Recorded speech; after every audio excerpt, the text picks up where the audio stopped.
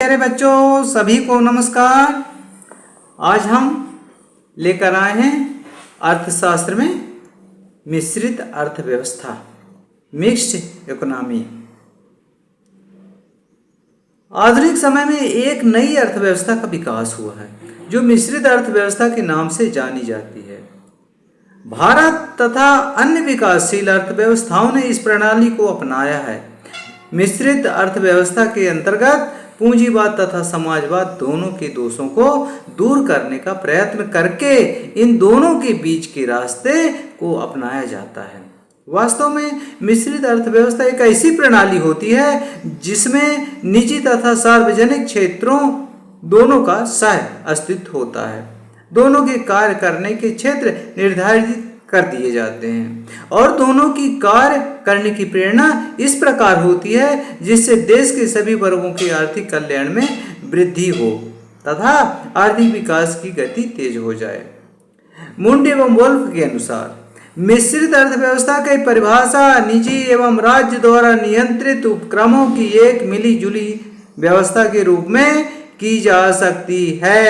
यह एक ऐसी प्रणाली है जिसमें व्यावसायिक गतिविधियों का संचालन अनेक स्वरूपों एवं व्यवस्थाओं के साथ संपन्न किया जाता है। मिश्रित अर्थव्यवस्था की विशेषताएं। मिश्रित अर्थव्यवस्था की प्रमुख विशेषताएं अग्रलिखित हैं। पहला है निजी एवं सार्वजनिक क्षेत्र का सह अस्तित्व। मिश्रित अर्थव्यवस्था की एक महत्वपूर्ण विशेषता निजी एवं सार्वजनिक क्षेत्र का साथ साथ पाया जाना है। इन दोनों क्षेत्रों का सह अस्तित्व पर्याप्त मात्रा में होता है तथा दोनों को ही महत्व दिया जाता है।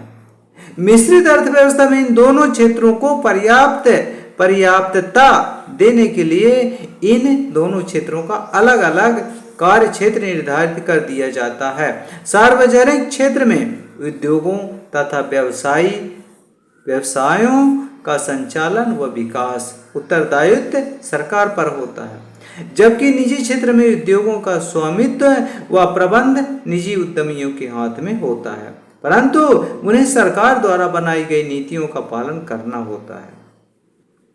दूसरा है कीमत यंत्र। मिश्रित अर्थव्यवस्था में लाभ उद्देश्य तथा कीमत यंत्र पाए जाते हैं। कीमत यंत्र ही उत्पादकों के निर्णयों को प्रभावित किया करता है।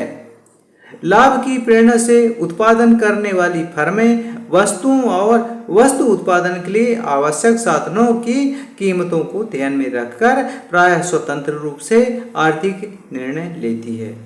तीसरा है आर्थिक स्वतंत्रता। मिश्रित अर्थव्यवस्था में आर्थिक स्वतंत्रता तो होती है, परंतु यह पूंजीवादी अर्थव्यवस्था की तुलना में कम होती है। निजी उत्पादक अपने साधनों का प्रयोग स्वतंत्र रूप से कर सकते हैं, परंतु राज्य की राजकोषीय मौद्रिक व अन्य आर्थिक नीतियों द्वारा इस स्वतंत्रता का प्रत्यक्ष रूप से नियमन होता है। चौथा है आय व संपत्ति का अधिक समान वितरण।